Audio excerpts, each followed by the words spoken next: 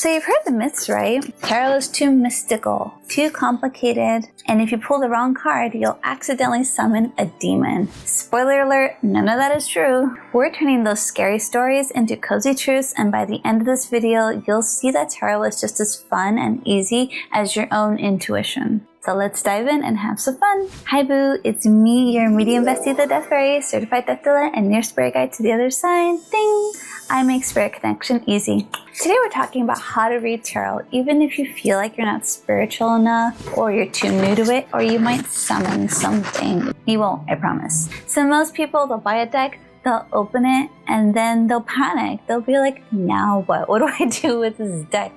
They'll bust out the little white book and they'll pull out a card and flip through the book and do this back and forth, and you totally lose the intention of what tarot is for. And it's just connecting to your intuition. It's like allowing the pictures to speak to you so you can go deeper into your own energy. That's really it. So you don't need to memorize all of these cards. You just need a little bit of curiosity, a big imagination, and a willing to learn. And the only rule is that you can't do anything wrong. This is all what you feel. You are just translating it. And I grew up hearing that tarot was evil. In the Catholic Church, I mean, they really poo-poo on this. So don't worry, I got you. I know exactly what it feels like to feel like you're doing something wrong, when in actuality, all you're doing is trusting your own inner self. Think of tarot like a mirror. It's not going to predict your future because the future is so fluid. It changes in an instant. It just reflects you and what you're feeling. So let's start small. One card a day. Get your deck. Shuffle and just ask yourself, what do I really need to know right now? Then you pull a card. I like to split my deck. Boom. And then you look at this card. Okay, I got the Death card. I am the Death Fairy, so that's perfect and fitting. So what is the mood in this card? If you look at this card, how do you feel looking at it? You see Death riding a horse. Is this horse black and scary like Death? No, it's a white horse. You see a woman and a child. You see a pope going like, no. But look closer. You see a dead man on the ground. But in the back, you see the sun rising, right? Let's see, what else do we see? You see like something's gone down. We don't know what happened, but that's where you feel it in. How are your emotions? When you see death, are you like, oh no, something's gonna happen, I'm gonna die now? Not really, because that's very unlikely. Your rationality will kick in and be like, yeah, no, you're not gonna die. You are just seeing the ending of something because something needs to begin. You have so much energy, right? Think of yourself as a cup. Your cup is full. So in order to get more, you need to let something go. And that's really what a Death card is. When you see something like this, it's like, okay, what am I letting go of to let something come in? So what's the mood? What's the action? What message speaks to you? And I'm not saying death does not mean death. Sometimes they can, but usually it's an ending. It's a chapter closing so another one can begin. Trust your gut. Trust your intuition.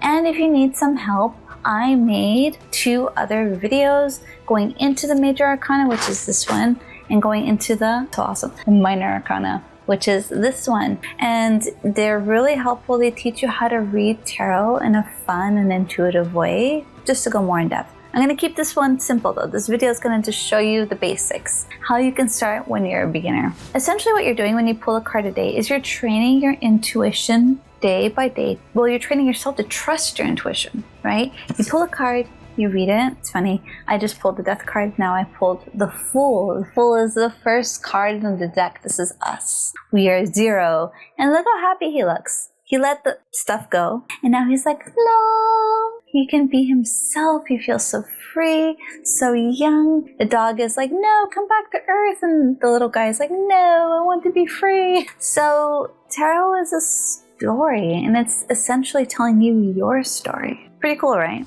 Story time. So there's an old saying that the Sun card right here, the little naked baby card, is a card that predicts pregnancy. I always brush this off. There's like, no way it's always going to mean that somebody's pregnant. And just like I said about the Death card, it's not that the Death card doesn't mean that death happens or has happened or whatever, because death is always happening, just like pregnancy, birth is always happening. So there are those rare instances that it can happen. Now, I was at Five Below, and I bought a cute little air freshener for your car, and it's kind of the size of a tarot card. They have all these little tarot card air fresheners. I just grabbed one blindly, I was like, oh cool, like close my eyes, grab one, go check out. So I grabbed the sun. I didn't think anything of it. And I saw it, I was like, oh, this makes me feel so good. I want to see the sun every day. It's shining, it's happy. It's just such an uplifting feeling card. So I put it on my windshield, and then I found out I was pregnant. And I was like, what? Totally going crazy because I already had 2 kids, and I'm a little older. I'm in my 40s, and I wasn't ready to have another baby. So I'm like, what? Another baby?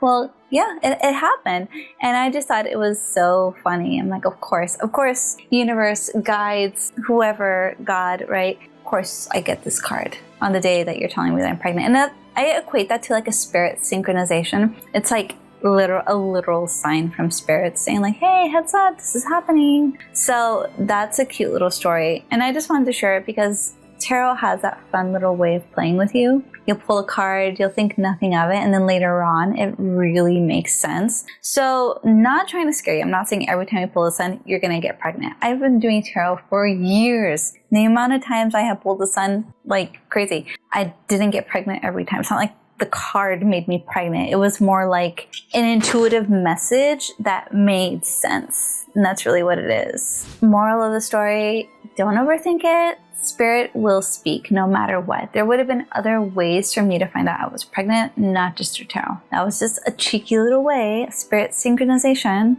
spirit sync like I like to call it. And yeah, I want to know yours. If you have any cool tarot stories, please share it down below. So what are some common beginner mistakes? Mistake number 1, thinking that you have to clear your deck every time. Oh my God, I totally get this. The card tapping, the no one can touch my card, the putting a crystal on your card deck. I mean, actually it's really nice though. This does kind of feel good to me, so not poo-pooing it too much. Or the like smoking or saging your deck, right, with like incense, you go shh, and make sure it's all like clean, or go one by one. You don't have to do it. There's nothing negative or like evil on these cards. These are just paper. But if it feels good to you, doing it will enhance the energy. So that's what I want you to take away from this. Your cards are not evil. You are not evil. The person who touched your cards are not evil. No. But if you feel good because the incense smells nice, or because the crystal looks pretty, or because it looks like it's charging your cards, please do it. That feels good, right? Your intention is more than enough. If you just say, okay, cards, you are so clear, you're beautiful, you're doing such a good job, or whatever, that will clear it as much as like this would clear it. Mistake number 2, being scared of the death card, or the tower card, or the devil card again. Somebody literally just drew these pictures on cards and they became a deck. What they intended for that devil card, or that death card, or that whatever card does not have to mean what you intend for that card. And that's why when I teach tarot, I teach it for you to give it your own meaning. Because guess what? You are your own person. And if cards look scary to you, maybe choose a different deck. There's so many kinds of tarot. Here are some other cards. I'm going to just shuffle it really fast and show you. These are really pretty and whimsical and just like, this is a star and it's so like magical, and she's just like bringing in all of that, like, I can be the star energy. Or like, look at this one, the vibe will change with the art. So choose a deck where the art will really speak to you. That will make a huge difference in how you use tarot. There's any kind of tarot, trust me. There's cat tarot, there's a bajillion cat tarots. There's Nightmare Before Christmas tarot, or there's probably Disney tarot, and this is a generic Rider-Waite-Smith tarot with a little golden flare. There's every freaking kind of tarot. I have a gummy bear tarot where every character is like the little gummy bear, and that makes me feel happy. So really be creative with this. Mistake number 3 is believing that you're not psychic enough, or you're not a tarot reader, or you're not a chosen one. Like, who cares? Anyone can read these. Literally, grandmas have been reading tarot, right? And doesn't that just give you like a warm energy? Can't you just imagine them having tea and cookies and reading tarot for fun? That's my dream. I want to have a little cozy tea shop where I read tarot when I die, when I'm like getting close to, when I'm getting old. I would love to retire with a cute little tarot tea shop in the middle of nowhere. Like, hello, would you like some tea? Can I read your cards? How cute is that? Mistake number 4, don't think you have to read for other people. It's actually so much better to read for yourself. This is why I want to teach tarot. I feel like reading for yourself is amazing. It's like the best. I get it. When you're stuck in your own head, it does help when somebody else reads for you and gives you clarity. Honestly, all you're doing is asking for their opinion, right? So you don't need to ask for their opinion with tarot, but that's what you're doing. That being said, you don't have to buy a deck to read for other people. You don't have to feel like you gotta give. Definitely use this for yourself. Use this as a growth tool, an intuitive tool, as a way to go deeper into your own amazing spirit. Tarot isn't about perfection, it's about connection with you. Okay, so let's talk about getting deeper with our deck or connecting with our deck. It does help. It sounds silly, but it helps. What you can do, pull your card, doodle it, redraw it, draw symbols that you feel from that card. Pull your card, make voice notes. If you can't write, if you don't have time to like be journaling, pull out your phone. Every phone has a way to record your voice. Just make little voice memos. You can buy a cute little baggie for your deck. Like, here's a baggie, here's a baggie. You can give it a cute little cozy home so he's so comfy and he feels good. Tarot isn't like fragile. It's okay to keep them in bags. You can connect with your deck by keeping it by your bedside. Some people like to sleep with them under their pillow. You could get some wild dreams if you do that. Or you could even purposely pull a card that you want to tap into. Let's say the Star, or look, this one's perfect. 3 of Cups. They're like, we're so happy. Pull this card, put it by your bedside or under your pillow, or maybe put it in between the books so it doesn't get destroyed, and then sleep with it and just really say something like, oh, I want to bring this energy in, or journal it, or doodle it, or everything I just said earlier. You can do the same thing, focusing on one card because you want to bring in that energy. That works too. That's like what manifesting is. You focus on an intention, this is your intention, and you want to bring it in using all your magical skills. The magic is not in the paper, it's in you, and you're just translating it with this. So don't worry about, am I doing it right? Does this make sense? No, yeah, you're doing it right. If you're doing it, you're doing it right. Trust. And if anyone says anything, they don't count because you're not reading for them, right? Go away. If you want to try this cute little mini grounding exercise, just hold your deck between your hands.